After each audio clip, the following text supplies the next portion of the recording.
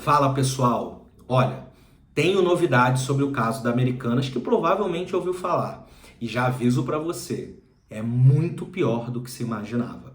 Eu tive acesso a alguns detalhes da CPI, conversei com gente que participou, falei com banqueiros, advogados e tributaristas para entender o que aconteceu na Americanas e traduzir para você de uma maneira fácil.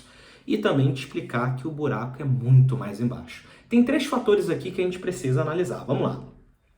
A Americanas tentou atingir um crescimento exponencial com e-commerce, ou seja, as vendas pela internet. Segundo, a perda de valor que aconteceu na integração entre a Americanas e a B2W. Para quem não sabe, a B2W é o braço digital da Americanas.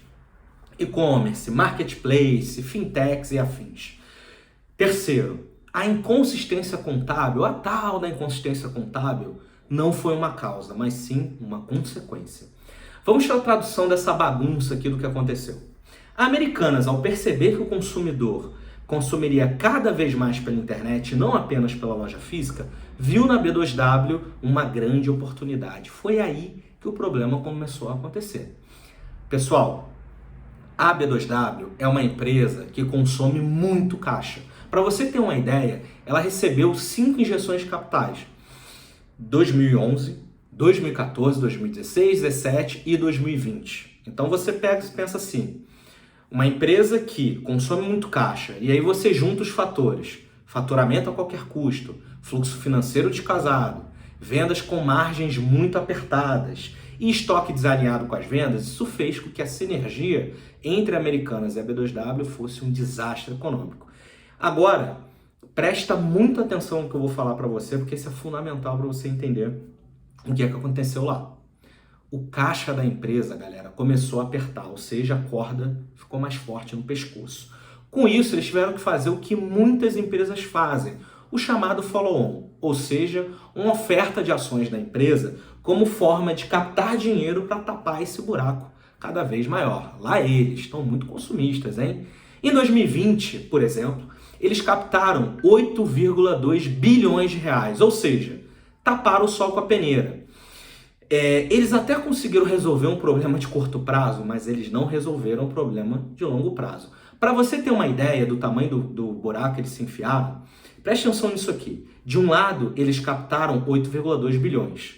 Mas entre 2021, que foi o momento da fusão, até setembro de 2022, eles gastaram 8,7 bilhões de reais. Ou seja, eles captaram dinheiro e gastaram muito mais do que isso. Eles gastaram 500 milhões a mais, sem falar do tamanho do buraco que eles já estavam envolvidos, ou seja, da queima de caixa que eles já faziam antes. Então, fica de olho nesses números aqui. Em setembro de 2022, a dívida da empresa já era de 5,4 bilhões. Galera, agora a dívida gira em torno de 50 bilhões de reais. Agora que você já entendeu esses números, a gente pode falar do chamado risco sacado, ou seja, pior ainda. Mas o que é esse tal de risco sacado? O risco sacado é uma forma de antecipação de recebíveis.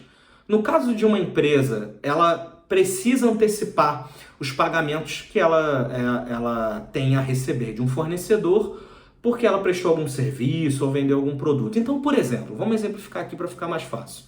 Imagina que você tem uma empresa que fornece almoço para os funcionários de uma indústria. Digamos que essa indústria paga você em D90, ou seja, daqui a 90 dias. Mas você, assim como Americanas, precisa do dinheiro o mais rápido quanto for possível. Então, é possível ir num banco e negociar para você receber esse dinheiro agora. Claro, o banco cobra uma taxa por isso. E aí, pessoal, era exatamente isso que a Americanas fazia. Ela antecipava os recebíveis dela, né? E aí, o que aconteceu?